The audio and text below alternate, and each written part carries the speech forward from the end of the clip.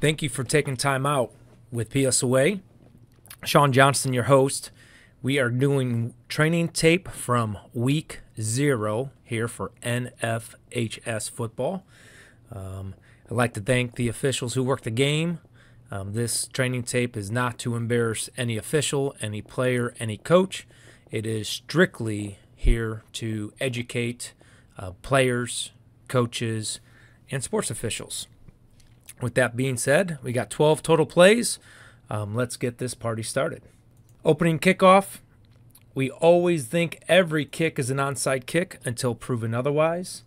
Back judges, you do not have to ask the kickers if it's going to be an onside kick, pooch kick, or deep kick. But if you do and they give you the information, if it's a deep kick, you could have your backfield foot at the 40, your downfield foot at the 40 and a half. That way you have a really good look of where all these players are when that ball is kicked. All right, we might have a player's helmet or hand over the line. Deep kick, we are not calling this a foul. This is a correct no call for encroachment. Deep kick, it has to be big. 1 foot down, completely across. And just by moving over a half yard, you have a much better look of that free kick line. As this play develops, not much going on. And there is the end of free kick. Welcome to the 2023 season. All right, this is the importance of pregame study. All right, so the referee is going to be 5 to 7 yards back from the deepest back, outside of the tackle, which is great. And what we don't always have for seeing a team for the first time is it a right-handed or a left-handed passer. So pregame, get out there at minimum 30 minutes before, meet both coaches, walk the field, do your coin toss, whatever your state directs you to do. But find time to either watch or introduce yourself to the quarterbacks as a referee. That is the most important relationship for your success on the field. So here we see drop back. He's a left-handed quarterback. So referees in 5-person federation mechanics with a left-handed passer, you want to be on the open side.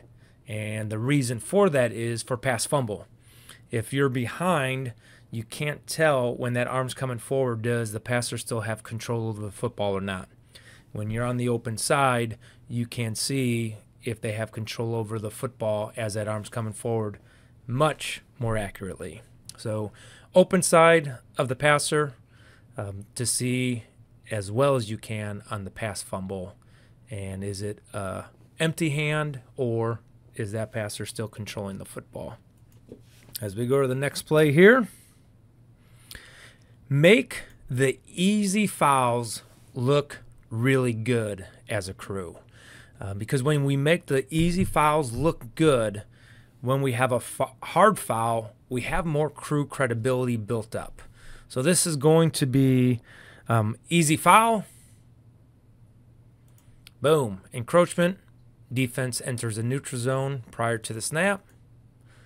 All right. So defense, easy encroachment call. When you throw that flag up, throw that flag high into the air. We all know it's on the defense.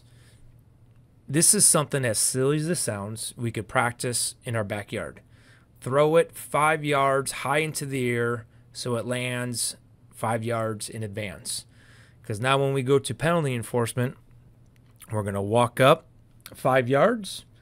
And after we walk up our 5 yards, we're going to pick up our flag and we're going to be in position to officiate the next play. Instead of wandering back and forth, picking up our flag, going to the enforcement spot, then going down 5 yards in the field. Another thing is when you throw that flag high into the air, start running in towards the referee. If you are the only flag down, you can give a preliminary signal in Federation. So this is the only flag. So here we give the preliminary signal like we're allowed to do, but just run onto that field, get to the top of numbers. It gives us time to make sure we're the only flag down. Only flag down, give the preliminary. Multiple flags down, now we have to get together the officials that threw a flag to confirm we have the same foul. We don't want one official rolling the arms for a false start and then the second official going encroachment on the defense. Again, easy foul, but when it comes to flag mechanics, make these easy fouls look really good as a crew. It's going to give you crew credibility on the hard fouls that we potentially will see later in this training video. This was a big play in the game, and you're going to see result of the play here. We got a forward pass caught behind the line of scrimmage, and I apologize for that. I should have stopped it where I was supposed to stop it. And this is exactly where our eyes need to be. From an officiating standpoint, we like to watch the ball carrier. And we can't watch the ball carrier here because nobody's going to foul. Ball carrier shouldn't fumble. He's not going to have forward progress anywhere near right now. So what we need to do is we need to find the blockers, point of attack blockers. So all of our focus should be right here. Line of scrimmage, umpire, back judge isn't in the screen, but then back judge. If there's going to be multiple eyes somewhere, this is the block. So I'm going to go slow motion, and then I'm going to go to this next clip. If your judgment is with two open hands, this blindside block is legal. If you deem this block with the shoulder or forearms, now we have an illegal blindside block. This is a two-hand, open hand shove, and this should be ruled as a legal side block. So we're going to go back and just watch it live. Now we know what we're looking for, the blocker. Look for the blocker's hands. Boom, two-hand shove to the ground. Okay, not a block in the back because it's a side block. Not an illegal blindside block because he used two hands and shoved him to the ground. All right, another small note here. We have two flags down on the play, which tells me it's good. We had multiple eyes on that block. Since this is going to be a spot foul, it's a foul that happened beyond the line of scrimmage, and the run went beyond the spot of the foul. We need to match these flags up as we're getting together. So make sure, again, two officials, throw the flag, get together, make sure you have the same foul, get those flags on the same yard line at the same spot of the foul. Really good training tape play to talk about as a crew there. Not only legality of blindside block and block in the back, but then eyes on the blockers, not the ball carrier in open field, and then matching up flags and communicating what everyone has before assuming what everyone has.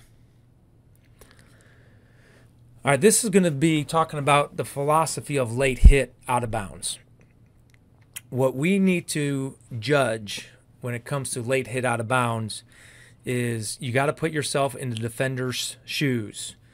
And it's sort of a two-step process. When is the player out of bounds? And when does the defense see that player is clearly out of bounds? And also, what is the offensive player doing? All right, we're going to get to the end zone angle here. So we're going to get the perspective of the defenders coming in to cut off this sideline. If you go into practices, this is a true drill where everybody chases down the sideline player and they do a two-hand touch on the hips. So they're coming full throttle down the sideline.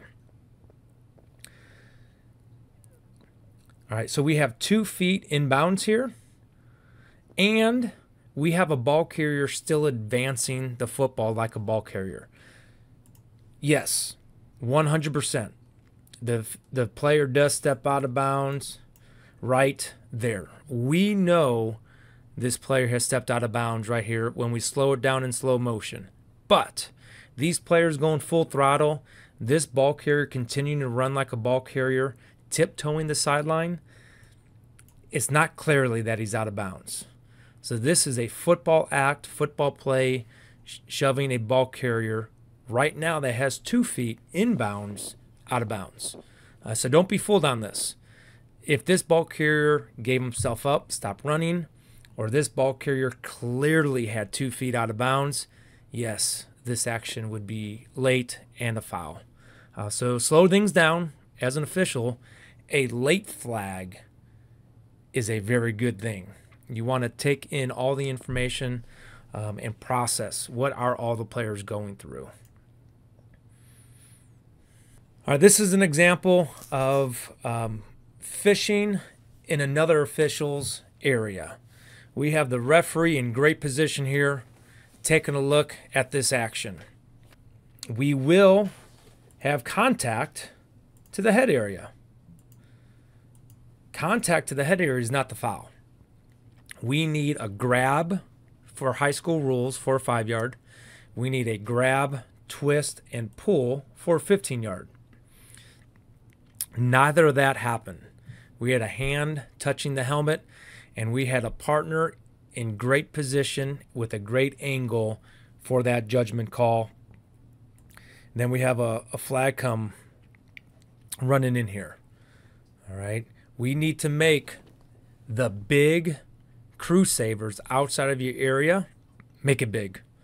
All right. So if this was a 5-yard or just a pull, I would recommend officials, if that's not in your area, lay off of it.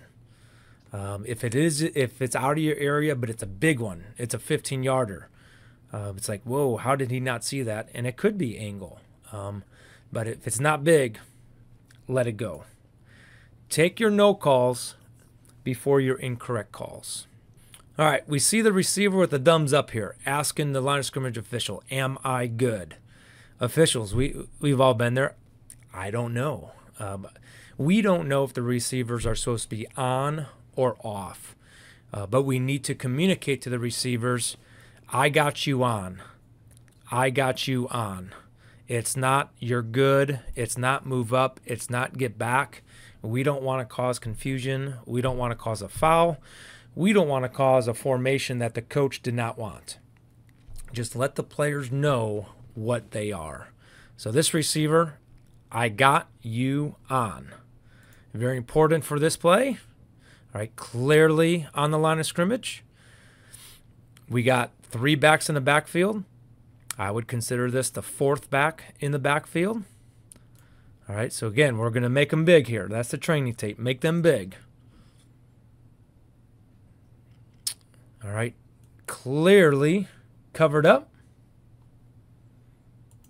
And now we have an ineligible lineman downfield because he's beyond 2 yards. No foul yet because we don't have a legal forward pass. Now we have a foul because we have an ineligible receiver downfield on a legal forward pass.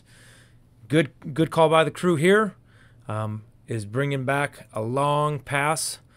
I believe it, 5-yard line. But you want what? We got the big one. No coach can argue that player was not on the line of scrimmage covering up this inside receiver going downfield. So we talk about getting the big ones. This is an example of a false start. Grandma on the top row saw that one. Easy false start. But now, what could we learn from this? Umpire, you have guard, center guard. Line judge, this is your tackle. This should be the line judge's flag. Umpire, we talk about if it's not your key and outside your area, make it big. This is an example of a big one. As a crew, there's no way we could pass up this false start foul. So if you go back, if we just run it live, you see the umpire doesn't throw his flag right away. It's just a little hesitation. All right. Let that line judge have first shot at it. Doesn't get it. That's a big one we could get as a crew. Our job out there is to get the big fouls as a crew. Don't miss them. All right, a couple notes here. This is an NFHS reminder. So NSAA is where this state game was played, which is Nebraska School Activities Association. And this is a college field. So this college field is marked 20-yard line for the team area. In NSAA in Nebraska, the team area is a 25-yard line. So we have to keep these players and coaches at the 25-yard line. And then also keep in mind the hash marks. So the college hash marks are skinnier than high school hash marks. So again, pregame, walking around the field, we're on a college field. We want to move these back pylons out wider so it reflects the outside hash marks of a high school field. That's really the biggest purpose that these pylons are here. So we know as officials where is the outside hash mark. Now, with that being said, field goal posts on a college field are skinnier. So if it's fourth down, position number 1, which is going to be outside the college hash mark, we actually have to bring it inside to the hash mark because these field goal posts are skinnier. So high-level officiating, but those small little details can make a big difference, not only in a game, but separating crews when it comes to recognition and postseason assignments. All right, this is a great call for intentional grounding here. All right, we know this year a clarification that in 11-man football and 8-man football, whoever is the first to receive the snap is the only player that could legally throw the ball away if they get outside the free blocking zone and that pass gets beyond the line of scrimmage. All right, so let this play develop. The passer remains in the free blocking zone. He just goes straight back, and the ball goes nowhere near the line of scrimmage, and we don't have an eligible receiver in the area whatsoever. So we have a flag coming out here for intentional grounding. Referees, remember, where you throw your flag, throw it 2 or 3 yards in front of where it lands. It is unbelievable of where we initially want to throw our flag, we move it up 2 or 3 yards, it would have been right where the passer passed the ball. So a lot of times we throw it where they land. And if you move that flag up 2 or 3 yards, it's going to be exactly at that spot of the foul. Another rule reminder with the new rule of a foul by the offense behind the previous spot. This is an exception. So an intentional grounding foul is still a 5-yard penalty from the spot of the foul and a loss of down, even though it's well beyond or behind the previous spot. This is still an exception for that new rule this year. Good call for intentional grounding. All right. Staying with the theme, get the big ones. We train our officials all the time. When we can make a formation legal, let's make it legal. You know, we're not covering up a tight end here at the bottom of the screen. This is a lineman right here, but we're at 1, 2, we're 3 yards back. So we can't make that receiver on the line of scrimmage. We clearly have receiver on, receiver off, so we got to put that second receiver in the backfield, and then we have these 3 backs here. So there's nothing we could do here when it comes to trying to make this formation legal. So 5 clearly in the backfield. Good job by the line judge here of getting the big illegal formation, 5 in the backfield. Live ball foul, let the play continue as if that formation was legal until the play's over, then enforce the foul. So good job getting the big one there, and good job having focus on that formation. Last training play of week 0 is illegal forward pass. All right, so we're snapping at the A33.